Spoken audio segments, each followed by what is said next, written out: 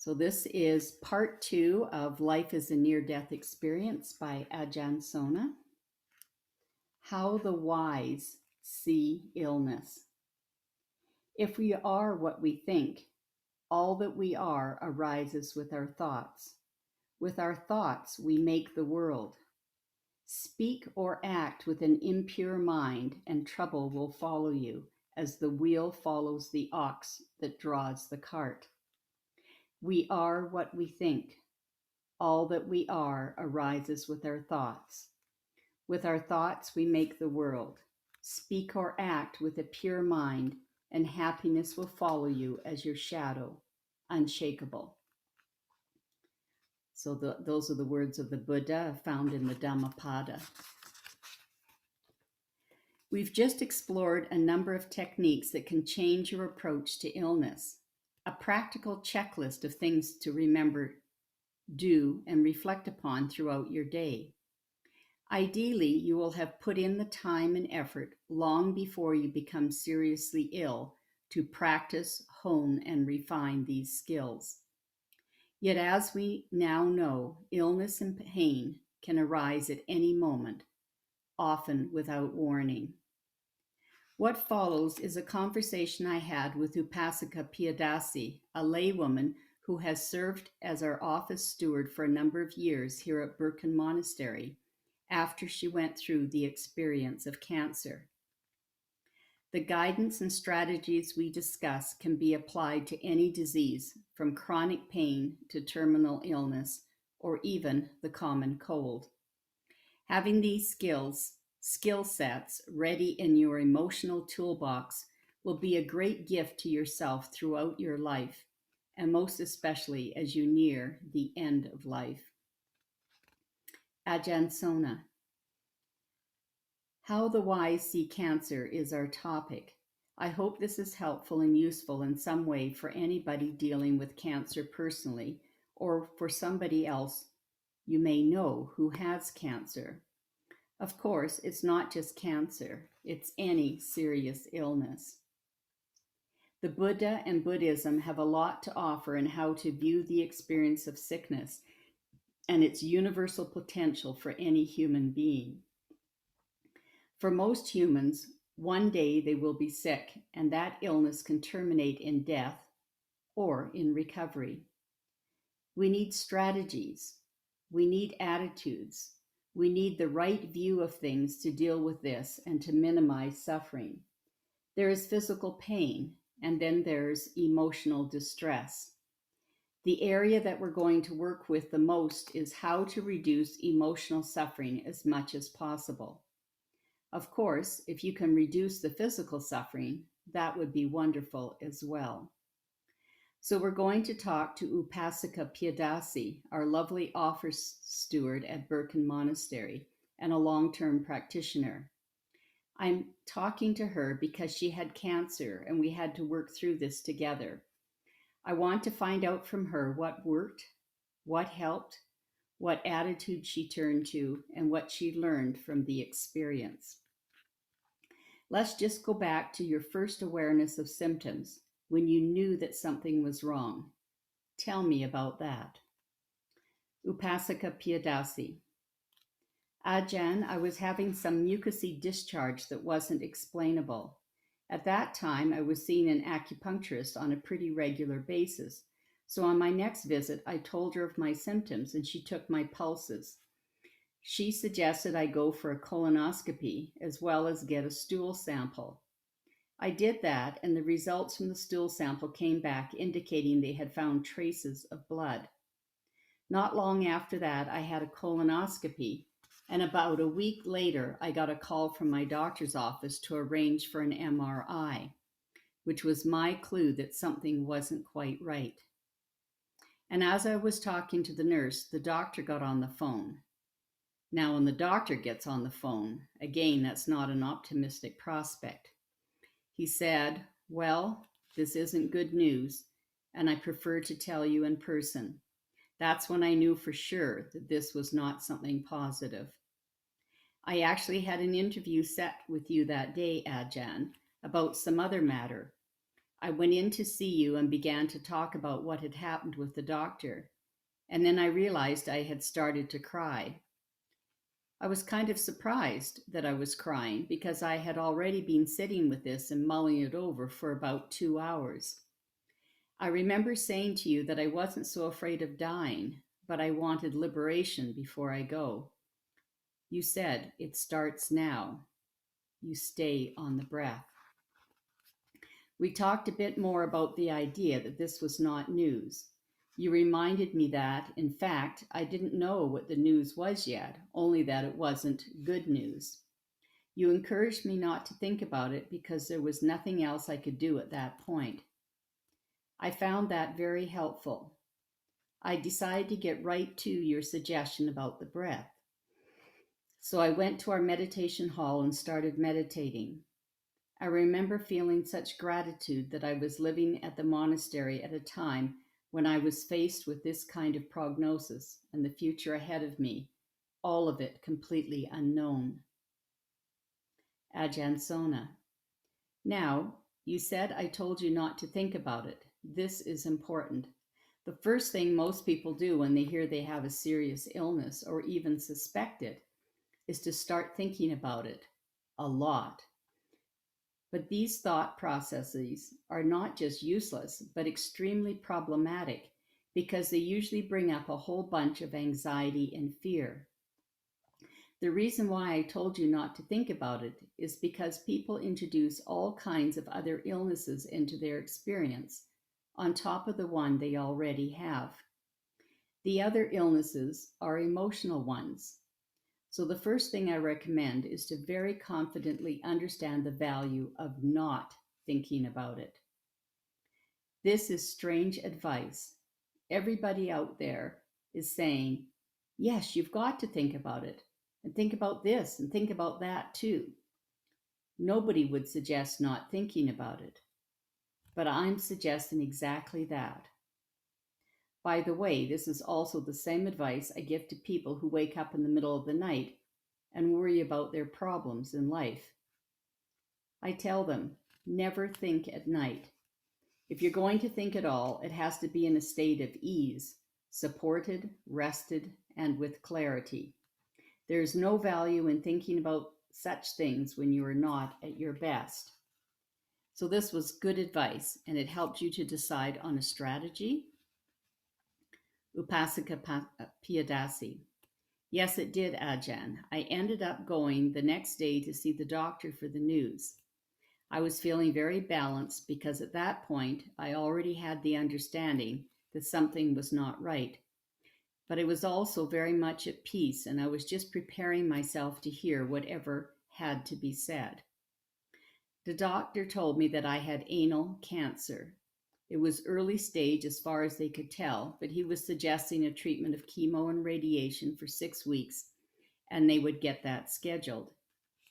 I came back to the monastery and shared that information with you. I remember we discussed and processed those details together, both the illness and its treatment. I had wonderful support here. Ajahn Sona, what does wonderful support look like? Upasika Piyadasi. The first support was from you, saying that you were going to send me metta zaps.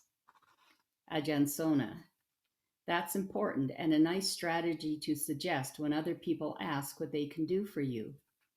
People will empathize with your pain, and they'll be full of all kinds of ideas about how they're going to help you. Sometimes those ideas are not that great. But you can always respond by asking them to think about you with loving kindness. Loving kindness doesn't mean, I'm sad for you. It means, may you be well, happy, and peaceful.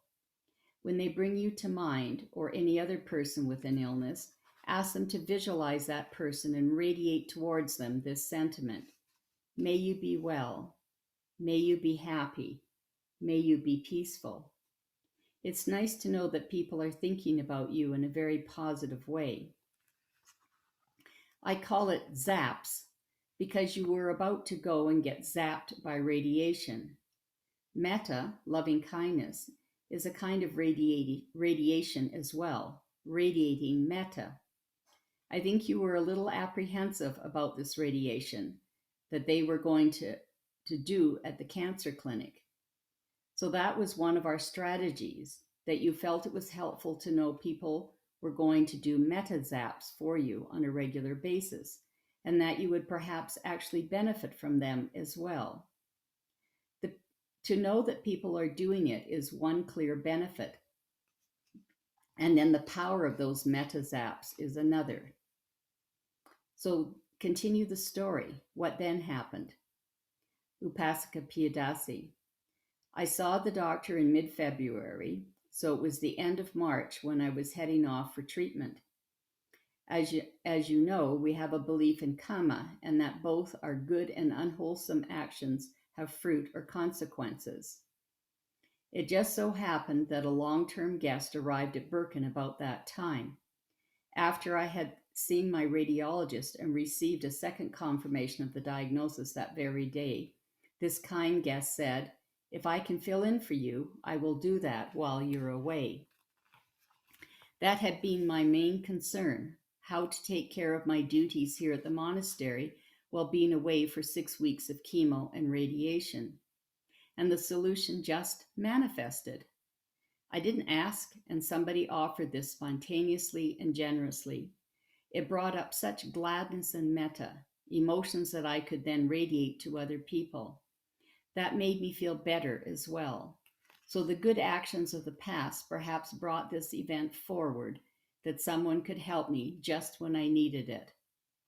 And there's another thing. I also felt that perhaps my previous unwholesome action was coming to fruition through the cancer, and I rejoiced in that too. Oh, good. That one's paid off. Ajahn Sona. So this needs to be explained, I think, especially for non-Buddhists. The idea is that we have all done negative and positive things in the past. First of all, to actually be a human at all means that you have done good things. To be born as a human is quite a remarkable achievement. Many people think it is just an accident of biology. Buddhists don't. The fact that you're human and that you have your faculties, your senses, means that you have done good things in the past. But then things happen to you in this life. Some of it is mysterious, but it has causes in the past, and we don't know specifically what those were. We just know that when negative things happen, that they are likely the results from previous negative causes. The good side of this is that when you experience negative things, you're discharging a kind of debt. For example, when you stub your toe, you think, okay, one more debt paid off. Now, to be clear, you can't do this in a proactive way. You can't inflict pain on yourself in order to discharge debt. That's a bad idea. It's just something that happens to us from time to time, illnesses and difficulties and obstacles. But in order to turn that into a positive thing, you realize that it's one more negative thing paid off.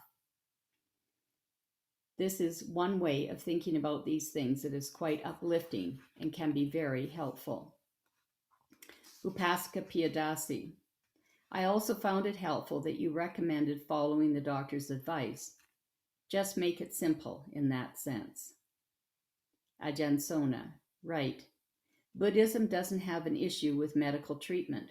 We're happy to cooperate. The Buddha himself had a personal physician and was quite happy to use the knowledge available to the world at that time. When it comes to medicine, Buddhists don't hold the belief that we'll only deal with illness in a purely spiritual way. Medicine can work, and there's a whole element of spiritual and psychological support as well. Upasaka Piyadasi. Ajahn, perhaps it was a practice at that point, but if you had asked me earlier that year, what would you do if you got cancer? I might have said I'd look into alternative treatments and try all kinds of different approaches. But once I had cancer, I thought, I don't want to boggle my mind with making other decisions in that regard. It felt so good to let go of my views and opinions about finding the absolute perfect right thing to do. I had a good doctor. In fact, I was referred to a doctor who comes to the monastery, who is a Buddhist, and he took me on as a patient. As he was my oncologist, I felt totally at ease in following his advice to go with Western medicine's approach to this disease. That took a lot of weight off my mind because what I also discovered was that as soon as you let people know you have a serious illness, their views and opinions start to flood in as to what you should do and what you shouldn't do. And I found that not at all helpful to my mindset. So, to maintain my peace and to keep my mind in the game, so to speak, of the treatment regime I had chosen, I asked people not to share their views. I respected their opinions, but I had made a choice about my treatment and I was going to go forward in that decision with my full conviction. Ajahn Sona. That's so important to understand that you have a right, especially when you're sick, to not listen to other people. Not everybody's advice is helpful. You also have a right to just cut to the cheese with others and say, I'd rather not talk about it. There are all kinds of ideas in society about being open, receptive, talking about your inner pain, and all those sorts of things. It's not necessarily helpful at all. There are only certain people that you want to listen to, especially when you want a game plan or a helpful attitude, because generally speaking, people don't see why cancer wisely. That's why the title of this little interview is How the Wise See Cancer. Some of the advice that we're going to get about a wise approach to illness is very different from the ordinary approach. One recommendation is to stay away from discussions about the topic with most people and just listen to your coach who has given you the game plan. And this is a strategy not just for illness, but for all of life. So when you went to the cancer clinic because you had to do the treatment and it's full of other cancer patients, isn't it? Tell us a little bit about your strategies. How did you deal with the many people and attitudes you encountered? Upasika Piyadasi. Well, my treatment was for 6 weeks of radiation, 5 days a week, and I was taking chemo every day as well. So I needed to relocate to Kelowna for that time and go to the BC Cancer Agency.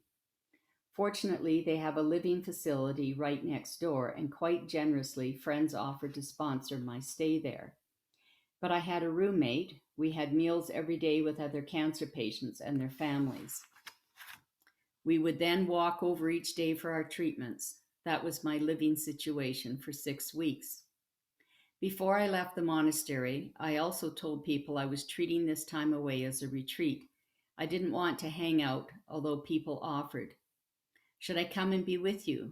Do you want to talk? Should we go shopping? Go for lunch? I said, I really appreciate that, but I just want this to be an internal time for practice. I told my roommate that as well, and she was very respectful of my wishes. But you'd be at a meal and the same questions would come up.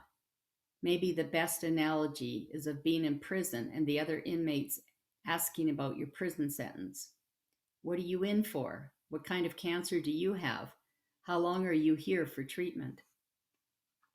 I remember early on when these types of questions came up, I would simply reply, I have a lot of compassion for you, but I'd really rather not talk about my illness.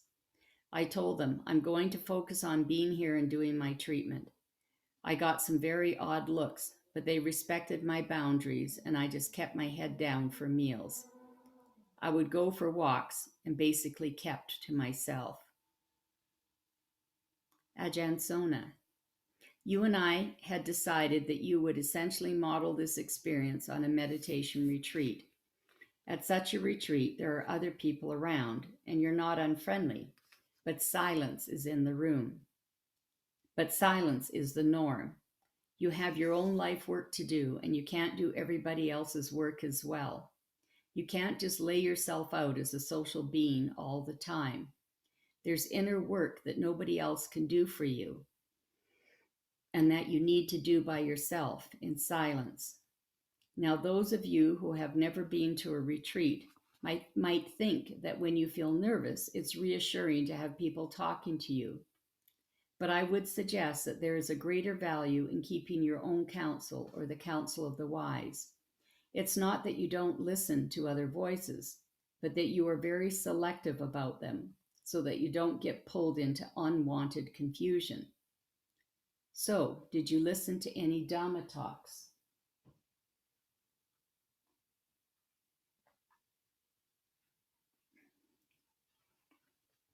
Upasaka Piyadasi.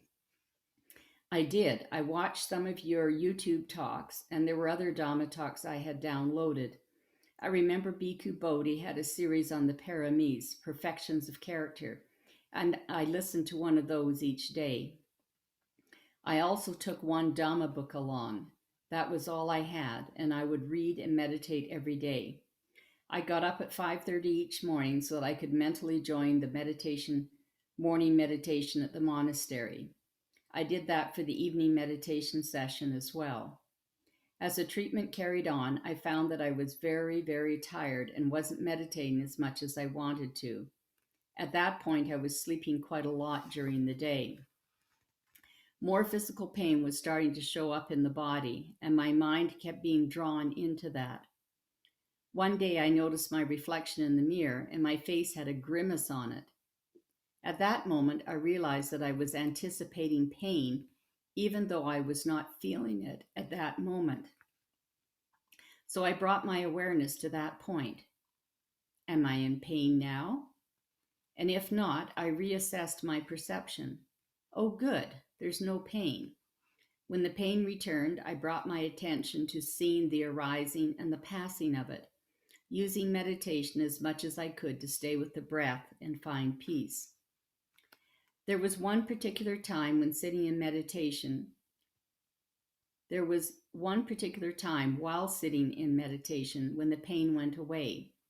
It had been very intense, but I was meditating and the pain just disappeared.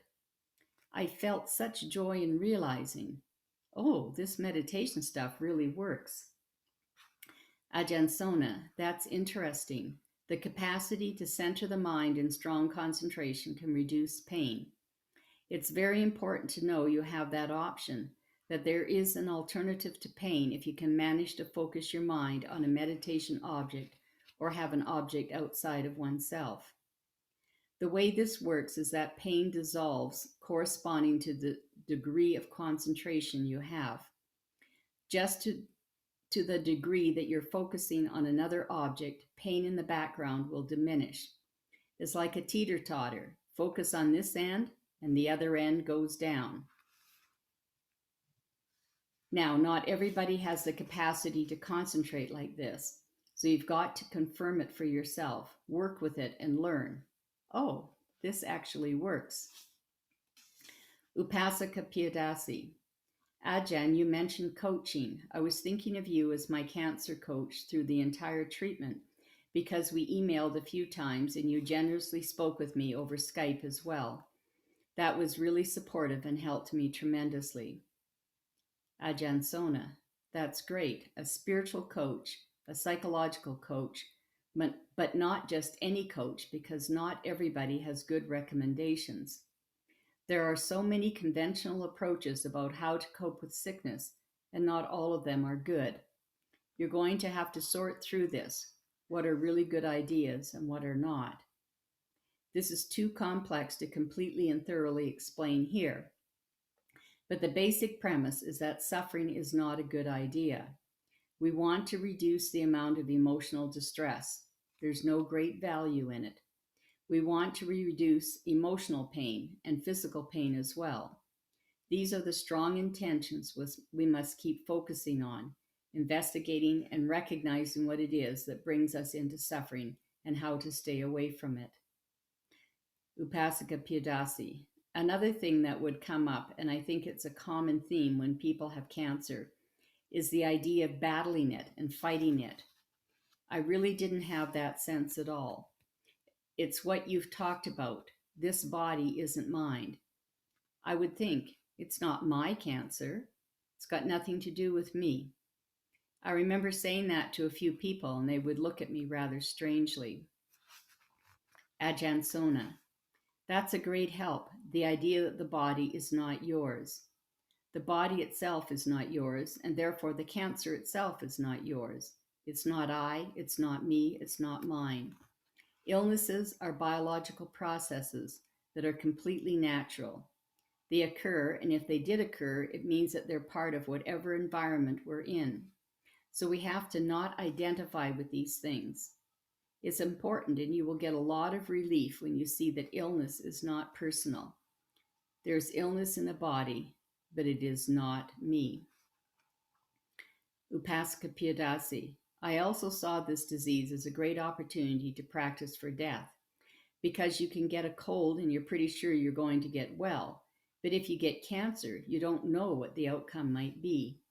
They'll give you the odds like a betting game. You have a 70 to 80 success rate, 70 to 80% success rate with this treatment, and you might be in that percentage or maybe not. I looked at it as a great gift. I may not have much time left. I had this thought. This could be a dress rehearsal for death, or it could be closing night. You just don't know. What I do know is that I want to be at peace every moment that I'm alive. Even to this day, when I think of having cancer, I feel such gratitude for its appearance in my life. It was a tremendous opportunity to really turn the flame up on my practice, to work with that sense of preparing for death and finishing my spiritual work. Ajahn Sona. We're using the idea of death as an incentive to live and to live well. The certainty of death and the uncertainty of when it will happen can be used as a wholesome, uplifting idea. And this is practical whether you are the one with cancer or the doctor who's treating a cancer patient. Nobody actually knows who's going to die first. The doctor could step out into traffic and lose their life, while the cancer patient might live to be hauled to 100. Nobody knows in this game. It's beyond our comprehension and our control. The fact of death is something that we should have known since we were children. It's part of the condition of being born. Death comes along with birth. The important thing is that we don't need to be in a state of fear about it. We can process this in a positive way so that it fills our existence with the possibility of how to be in this very uncertain, unstable, and painful existence without increasing that pain. So now here you are, and it's been how long? Upasaka Piyadasi. A little over 2.5 years. Ajahn Sona. And how are you?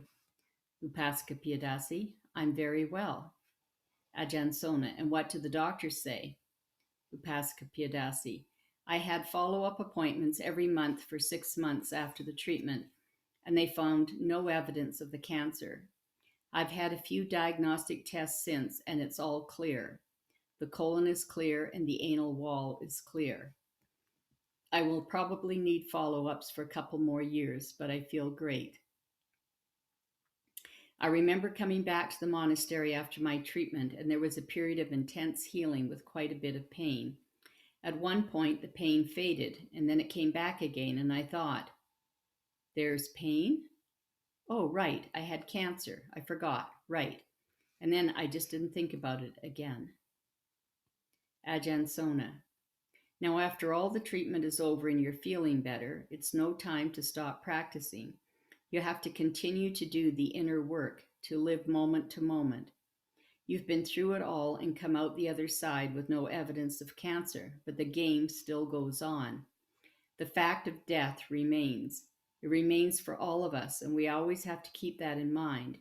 It's not just, oh, I had a close call and now I'm going to live forever.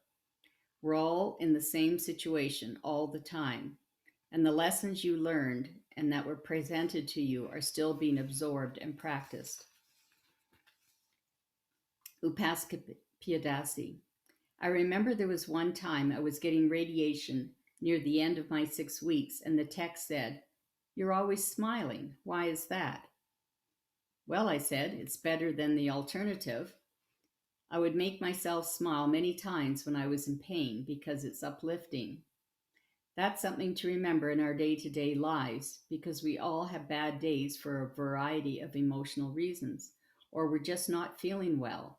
To smile or to bring a positive thought to mind or to have metta for ourselves or for someone else, I think that's important. And yes, just to remember that this could be the last breath. It's a wonderful thing to bring to the practice. Ajahn Sona. You've pointed out another little tip, the idea of smiling when you have no authentic feeling of happiness. Smiling is a kind of reminder.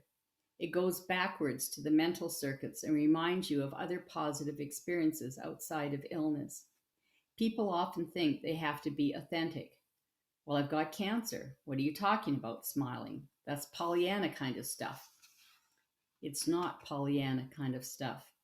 Consider this: most people have cancer before they know they have it, and they can be walking around smiling and feeling no fear whatsoever. Then they are told they have cancer. There's very little difference between the day when they didn't know and the day when they do know. So why not smile? You were smiling before. You learned you had cancer. Why don't you continue? In fact, it's because you have cancer that it's a good idea to smile. I have a saying: the worse it gets, the better I feel. That's a strange feeling. That's a strange saying, but I'm going to leave it for you to contemplate and to unravel. I'm not going to explain why the worse it gets, the better I feel is a good thing to contemplate. Most people would say the worse it gets, the worse I feel. The better it gets, the better I feel. Actually, the reverse is very, very important. The worse it is, the better you must feel. Thank you, Pia, very much. The fact that you can share this experience with others is one of the benefits of having gone through the valley of death and come out the other side. Lots of people have to face illness, and that's why we're doing this little series on how the wise see cancer.